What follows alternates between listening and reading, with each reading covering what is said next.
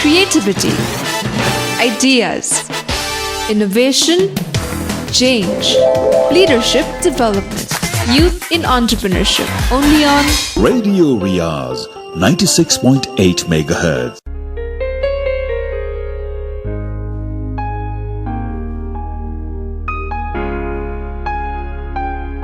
Good evening and namaste. Welcome to the second season of Youth in Entrepreneurship. You are listening to Radio Riyaz 96.8 MHz. I am Asna, your radio host. This program is co-sponsored by Utsa Learning Center and it airs every Sunday from 9 to 10 p.m. Youth in Entrepreneurship is a radio talk show where we interview and share stories of entrepreneurs and attempt to understand the current scenario of entrepreneurship in Nepal. Our second guest for this season is a former Lieutenant Commander, Mr. Santosh Chetri. Currently, he is a coach and the CEO at Inspire and Lead Private Limited.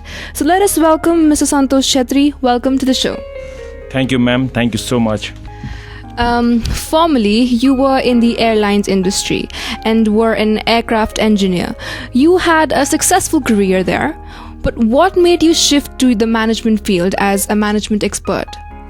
Well, the Navy provided me all the adventure I could have taken, and the 7 years was real good. I could work with the Marine commandos from the US. I could work with the commandos from the Indian Navy. I could also work with the presidents and the dignitaries of the country, India. In one sense, it was really good. It was thrilling. I had all the adventures and I could see places. I could experience different lifestyles altogether. But at the end of almost 7 years, I realized that life has to be more than just working only for me or working only for my adventure. And this is the time I thought what best could be of life. And I thought maybe if I could invest more my life into many more people, if I can duplicate many more like me and who will be able to contribute more towards the society. And I thought this is the time I really need to learn some more management. I had good experience in all leadership. In fact, the Indian Navy, they put me on different circumstances, and I personally believe that we learn more about leadership not only from books but more from circumstances of life. Circumstances of life teaches you more about leadership than any of the books. And I think in Indian Navy I went through different experiences at different point of time, sometimes almost like being encountered for life, life-threatening experiences, whether at sea, whether in the air, being in the Navy. It gave me the opportunity to look into different challenges. And so I could learn lots about leadership from real life experiences. But I also felt that I need some management experiences, management knowledge. So this is the time I felt I should go for my study, and I went to IIM, Indian Institute of Management in Indore, to do my management studies. And on completion of my management studies, I also had the opportunity to go into aviation. A couple of big airline industry, they picked me up, but I felt I should go for more relatively stable and more a life where I could invest in the life of many more people. This is the time I joined bank, the number one bank of India at that point of time, with more than 45,000 employees in the year 2007. And I could engage with many more corporates at that point of time. I could engage with many youngsters. I was investing almost in the life of around 200 people. I was heading the eastern zone for the country for this bank, and I had the opportunity to invest in the life of 200 more people, youngsters working for me. But after I worked for 4 years, I felt that life has to be much more beyond these 200 people, and I could invest. And like in the bank, I was making money for me, I was making money for my customers. But one thought came to my life was, what is it beyond money? Is there anything life more beyond money? It's more or less settled. I had huge investment. I had made a lot of investment for myself. But money was not giving me that motivation. After I realized that I can no longer take money when I die. So there's a time I decided to move completely into training career, into being a coach and investing in the life of people. I can invest more of my life in Nepal, and there's a reason I came back to Nepal along with my wife, and we started investing in the life of people, and I registered my company as Inspire and Lead. So you were also a part of the Indian Navy. Yes. Would you like to tell us more about it? life in the Navy was really good, where sometimes I feel so nostalgic. The one thing that always catches my heart is the two things, the sunrise and the sunset. We had a lot of challenges. Many times during the training part, we would not get enough time to eat food or enough time to sleep, enough time to take rest. We did not have enough time for anything. But I feel that those, in fact, very surprisingly, like they would give us only a mug of water to take bath. And like after 4 hours of completely sweating and like doing all physical exercise, running and cross country and a lot of other physical activities, they'll just give us a mug of water to take bath, and they say be prepared like this because in the sea you'll not get enough water. And there are times like when we sailed in the sea for months, we would not get enough water to take bath, or we'd like at least once a month or once a week would get chance to take bath with very less water. So Navy trained me, Navy inculcated in me, Navy put in me a discipline to survive with very scarce resources. Sailing in the sea always was good because the sunrise and the sunset was something which always enthralled my heart. It enchanted me. It gave me a new level of motivation. So I would always get up early in the morning to, no matter what. Most of the time we would be working the night because as part of the war exercise we would have to work in the night like 12 to 4 a.m. and after 4 we would have the opportunity to either go to sleep or do whatever we want. But most of the time I would just stay back and wait for the sun to rise and see the sunrise, and I would just get new level of motivation. I also wait for the evening to see the sunset, and when I see the beautiful colors of the setting sun, it always, so this is something I feel nostalgic when I think of sunrise and sunset. Navy gave me good opportunity for adventure, gave me trained me, helped me to discipline myself, give me new sets of etiquettes and to deal with people at different level of people, to lead different people. And I had the opportunity to, I had in my team, I had people right from the top of north of India to south of India, east of India to west of India. So now that has actually helped me to understand people very well, especially in Indian context, the Indian subcultural context. But when I know of a particular person's particular state, I would know what would be his behavioral traits, and I would know how to motivate him or her, and what motivates him or what gives him the motivation to do the work. So you said that you're also a trainer and a coach. So what core management areas do you provide your counseling and trainings on? In my coaching, I basically encourage people, and what I've seen is most of the people that I meet across the length and breadth of the country is they have a mindset that I cannot do it, it cannot be done, or I'm destined not to have successful life, or because of my past I cannot do, or this is what I have reached my maximum potential. So Inspire and Lead, we have a vision. The vision of the company is to inspire people to live life to the full potential.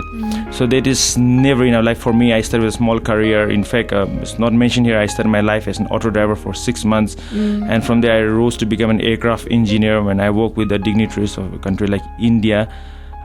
So at that level I have reached, and beyond that, I work with a bank where I was in the talent pool of the bank. But I say, like, we can always rise up to the next level. We cannot settle for this is the best or this is what I can do.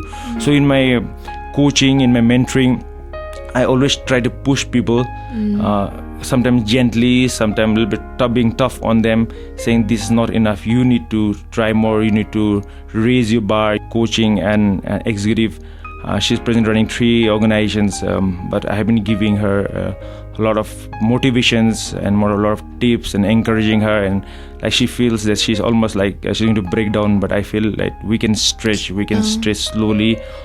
So that is my primary and the core target, is to stretch people beyond their limits. And I always tell them, like, I'm also doing so many things at this time, but we can do more. So can you tell us more about Inspire and Lead Training Private Limited? Yeah. Inspire and Lead, we focus into 4 major dimensions. One is education, the other is relationship, the other is third is leadership and management, 4 is micro enterprise. Education for me, as I told you earlier, I was about to give up my studies, and I had started my auto driving career.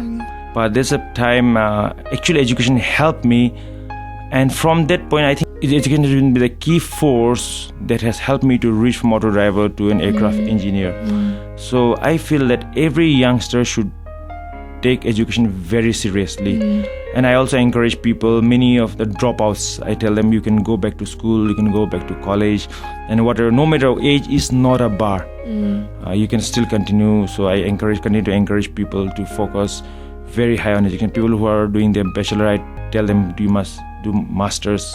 Those who are doing the master must do their PhDs. People who are done doing their PhD must do 2 or 3 PhDs. Continue, but you should not limit yourself with okay, this is done for me. So education is the sky's the limit. Yes, education is the sky's the limit, and yes. And in relationship, we also feel like after coming to Nepal, me and my wife have been going through the newspapers and the articles and the net. We found that the case of divorce has been on the rise, which really saddens our heart because marriage is the fabric of the society. If marriage is broken down, then society will break. If society breaks, the country can never grow. Can never prosper. So we have been focusing on relationship. That is, we have something called pre-marriage course where we encourage youngsters to come for 1 day of workshop or 2 day of workshop, and we make them understand what's the difference between love, like and lust, because the youngsters are really confused. They've been exposed to so much of media information, and the way they have been with so many different movies, they get exposed to the Hollywood, the Korean movies, the Bollywood movies, so they're confused. So we will try to give them clarity. Okay, this is time for everything. You need to hang out at this point of time, but make sure you have lots of friends, have a wide view of life. There's the pre-marriage sessions. On the marriage course, we also encourage the married people because at some point of time in life, almost if we do not work on a marriage, meantime, like marriage starts on a more on automatic mode. Okay, they get married, our system, but slowly marriage tends to become dull. So you need to be creative about a marriage. You need to work on your communication. You need to work on your listening skills. You need to know certain things. We can continue, like especially if it's in a society, we feel like everybody should agree to each other, but we tell them it's not necessary to agree to each other. We can continue to work hand in hand without seeing an eye and eye to an issue. A lot of things in marriage needs reworking. So we do seminars on this, and if there's some people on this, they want some counseling on this relationship aspect, me and my wife, we give marriage counseling, one-to-one counseling, trauma counseling. My wife, who has done specialization on counseling, she gives one-to-one and some high level of counseling in the relationship part. And leadership and management, I want to quote from the book of John Maxwell. John Maxwell says, leadership, everything rise and fall with leadership. And the cry of the nation for a country like Nepal is leadership. If we have good leaders, if we can produce good leaders, we can make the country much better. I agree when people say, everybody cannot be a great leader, but we can also say everybody can be a good leader. What was I yesterday, I can improve on that, and I can become good leader. So this leadership and management focuses on that particular issue, that we can become good leader every day, every moment. So there's room for improvement in our life every moment. Management, basically we focus on the processes, and if we can just alter a few of the processes that are there in our day-to-day life, or maybe the workplace that we work, maybe in a bank or the school or the institution, management focuses. So leadership is basically for the people. We say lead people, whereas manage things. So management is basically into process where we encourage people to think. Don't stop thinking. Continue to think. And open your mind and ears wherever you work, so that you can change the process. Every process has everything has a possibility to, we can better the process every day of our life. And the micro enterprise, what we do is the people whom we are mentoring along the way, they get attached to us. We encourage them to think on some micro enterprise. We tell them there's enough of opportunity. I tell them, look, so I teach them on my micro enterprise business, on the government business. We put them in the government business. Some management students, they say, okay, we want to do business. I say, come into my management study. So I tell them, come and see my micro water purifier business. I say, you don't want to do internship for 2-3 months. You do internship for 2-3 months. So they can continue to do internship, and I tell them, like, we learn something from book, but life teaches us more outside the book. So if you come for my water purifier business, you learn sales skill, you learn customer skills, you learn marketing skills, and you also get the complete whatever the book can teach you. So life has to do more practicals than the theoretical part. I also heard that you worked closely in the relief rescue operation during the 2004 tsunami that hit the southern Indian continent. Could you share with us any one particular story in which you led the rescue team and were able to help as well as connect to the people who were suffering, and that which you consider as a learning? One learning was when we were doing high level of rescue operation, it becomes like many people will give you lots of ideas. They will say, do this, we need to do this. But one thing I was very clear was, which I learned was, you either lead or follow or get out of the way. So I made my team very clear, and this is the principle on which we're going to work. And we rescued 550 people from different islands in the Indian subcontinent. And the story which always I treasure in my life is about a lady who was pregnant at that point of time. We airlifted her up in our helicopter and we got her to our ship. And there she gave a birth to a baby girl. The baby girl was adopted by the Indian Navy. So life is so precious, life is so beautiful. And no matter what, of course, life will have a lot of challenges, a lot of difficulties. But life always also gives beautiful moment to cherish. So one side of tsunami is the many people who have died in tsunami. But on the other side, we saw a life so beautiful born in the ship and whom we have adopted in the Indian Navy.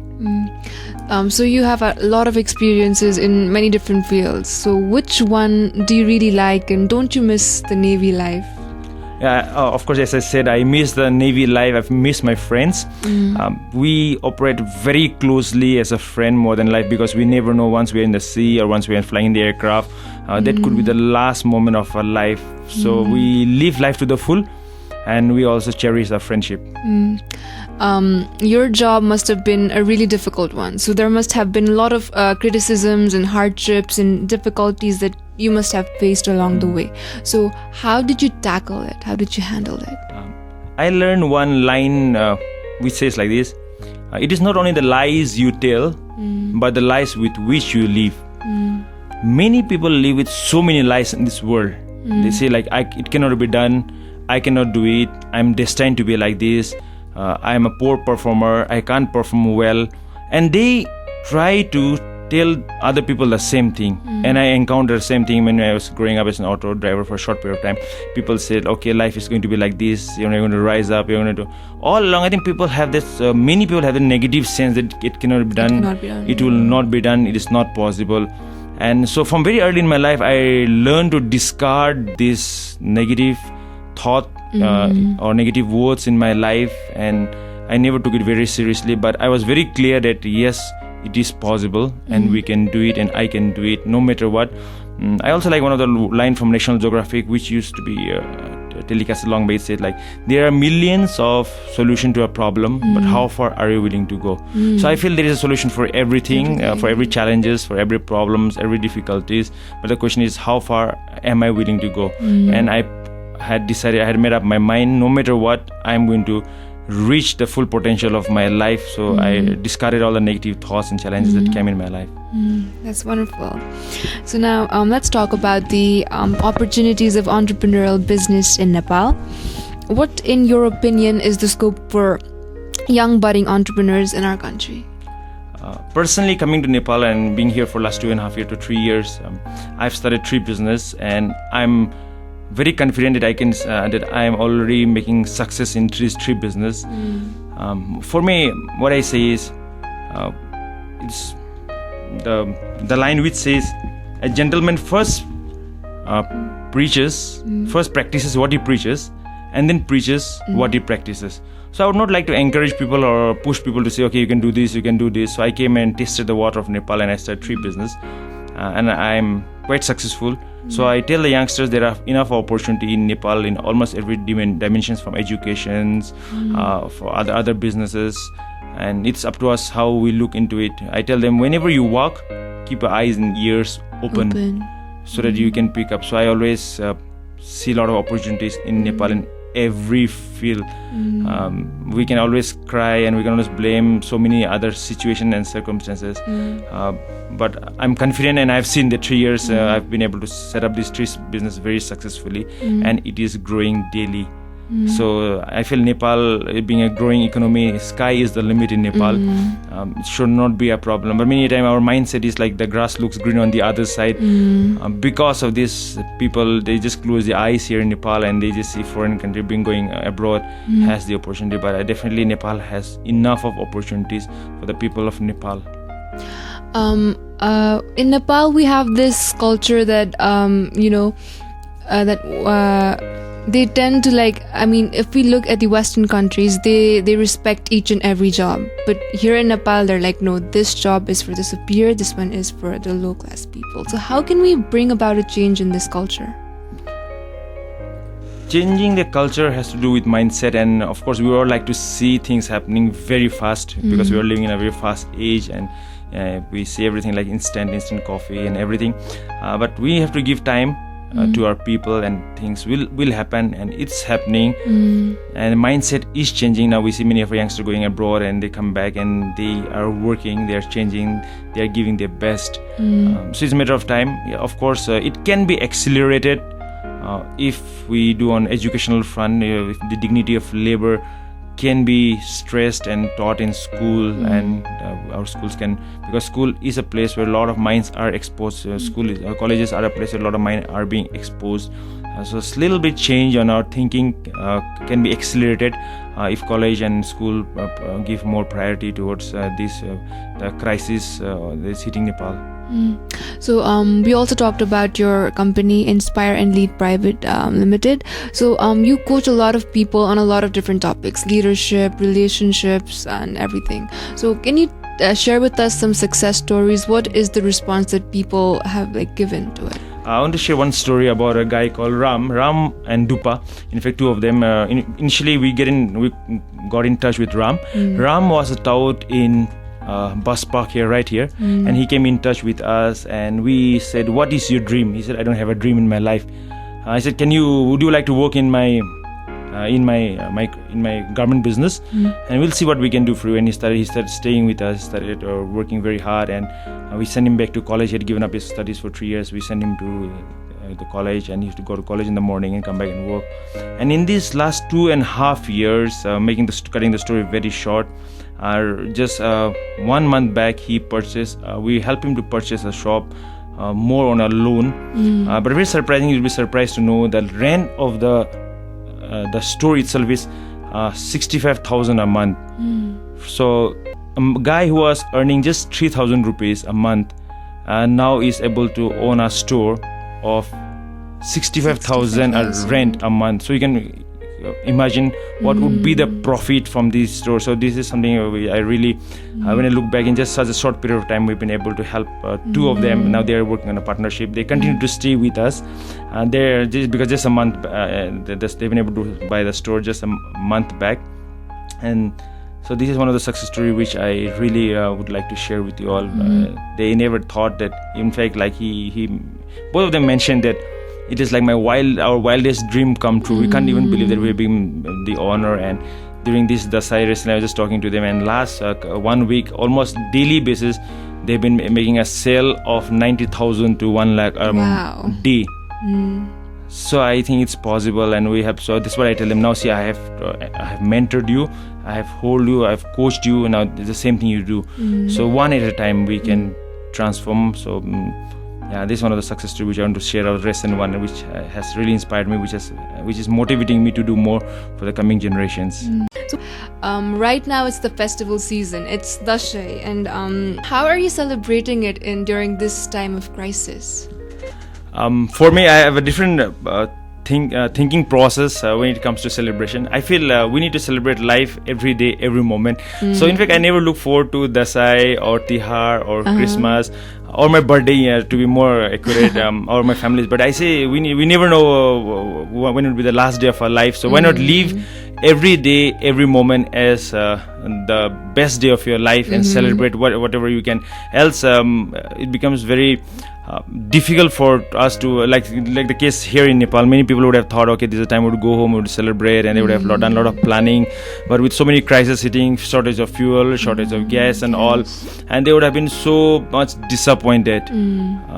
So to come out of this, I always tell my friends, let's celebrate every day of our life, every moment of our life. So even now, though there's no fuel, there's no less gas, I'm enjoying my time. It's, especially my kids are having holidays, so I spend most of my time with the kids, playing with them, playing football, playing basketball, cycling with them, playing flying kites with them, with both the kids. So it's a time we have ample of time now, not much of commitment because less of travel. Less of people in the valley, so I'm getting enough time to be with both the kids. I feel good that I'm investing in the life of both of my kids, because many times because of my other commitments, life tends to become much busier. But this shortage of fuel has actually helped me not to travel much and be with my kids and with the family and play different things with them. So how are you dealing with the fuel crisis? I have a cycle, so it has helped me. It has helped me because I cycle almost nowadays. I started cycling at least at minimum 5 to 7 kilometers every day. And this helps me to keep fit. And when I'm physically fit, I feel good. I feel fresh. I feel rejuvenated. I feel recharged. And so, of course, many people, last time I was really disheartened to see a few of the taxi drivers waiting in the queue, and because it is their livelihood. For me, of course, of my other stocks and other things, I have been able to manage my life quite well. But when I look on the other side, other stream of society, it really disheartens me, and I feel sad and sorry for them that I can't be of much help to these people, because they are like taxi drivers and they need to have earned their daily earnings to continue at least to meet their 2 square meal a day. In fact, this is a good opportunity. We were a couple of our friends. We were doing on a WhatsApp group. We were talking and discussing about the fuel issue, and I feel that this is a time. It's a wake-up call for people of Nepal, and we need to invest heavily into science and technology, because science and technology will actually help a country to grow. And so we shouldn't, in fact of blaming to other people, I think we should all get together and invest in science and technology to take the country to the next level. My next question is about business. So we have a lot of young budding entrepreneurs coming up in our country with their own ventures, but then most of them, they're not being able to do well. So what do you think are the flaws and the challenges that our young budding entrepreneurs are facing? I think it's all in the mindset of our people.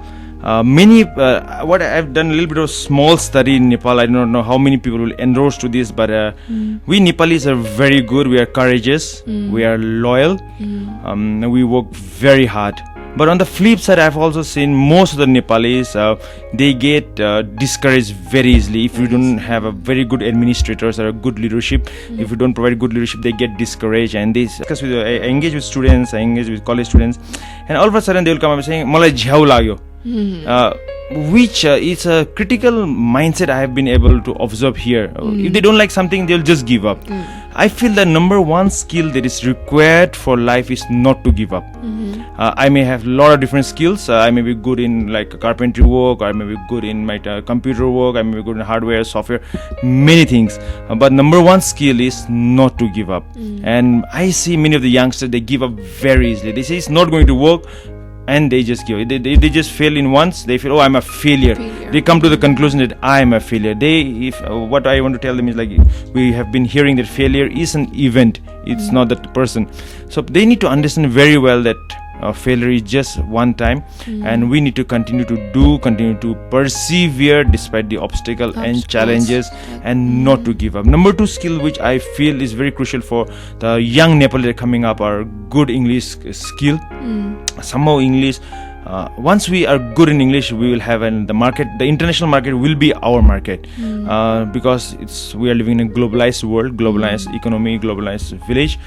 So we need to present ourselves and prepare ourselves for the international market, to be good, to have a good command over English, which is very must, and this youngster must know this, and they must make all effort to learn English and to speak in English and use the English skills at every levels.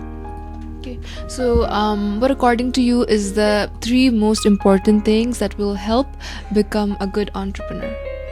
I only say the 3 important are, first, I've already said not to give up skill.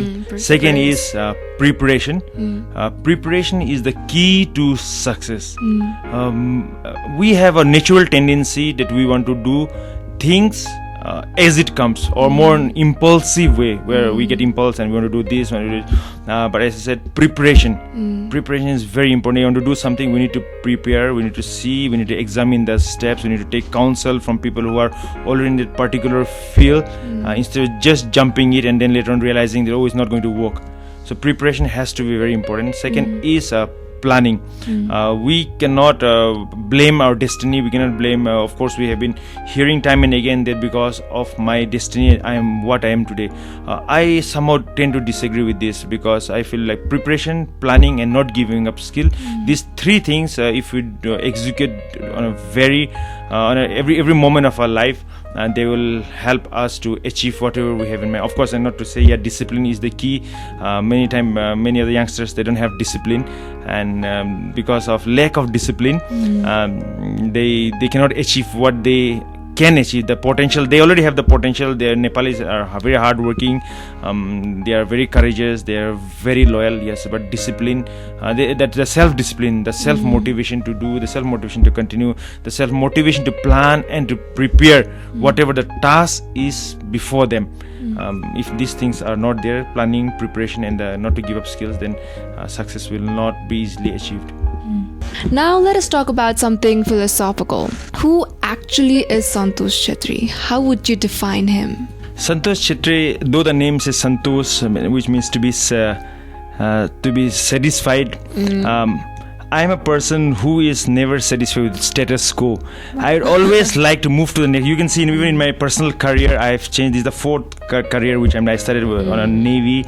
First I did my mechanical engineer. Then I said, is there something more than mechanical engineer? I moved into aircraft. Did my master's in aircraft engineering. Then within 7 years, I felt there's need to be something more than aircraft engineering. I moved into management. I studied management. I worked in the bank. I thought making money is the answer. But then I realized there has to be got something more than making money. Then I moved into leadership and for an INGO for leadership training and development, where I want to hone the skills of people, polish the skills of people. So I feel I'm a person who is not satisfied with the present, and I would always like, as a defense, Santosh Chetri as a person who would always want to go to the next level every time, and not satisfied with the present, but there has to be much more better thing in the future, and continue to work for the future. So what inspires you in life? This is a very good question. I think I, as a natural person, I am a self-inspiring person. Because of the many things that I have gone through in my life, I'm a self-inspiring person.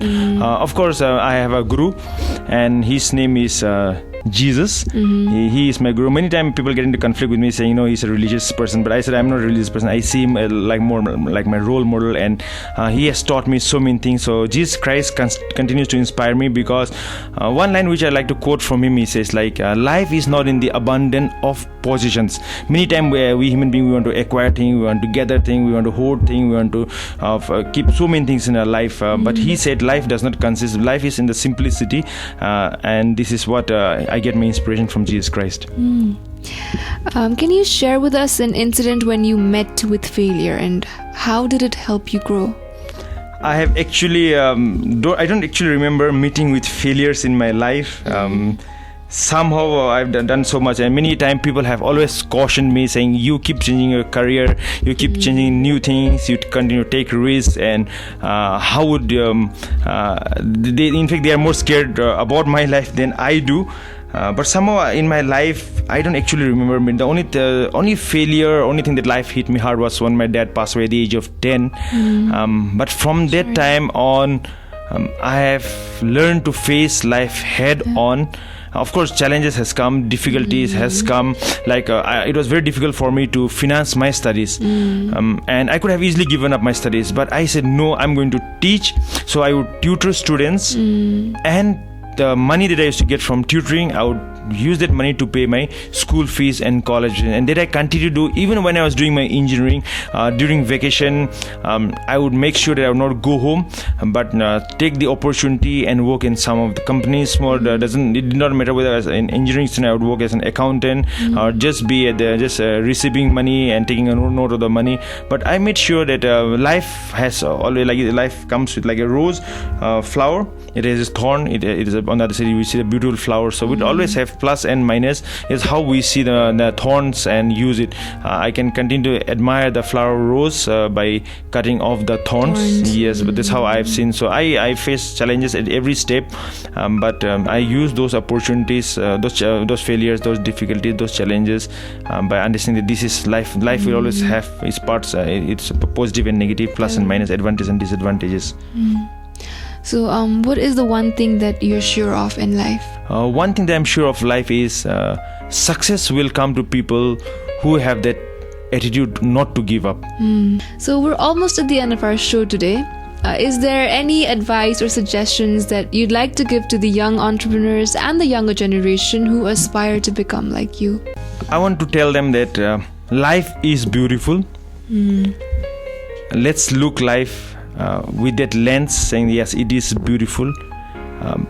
Life will have its own set of challenges, own set of difficulties, but we need to train our mind. Mind has enough potential, and what John Milton said, your mind can either make heaven out of hell or hell out of heaven.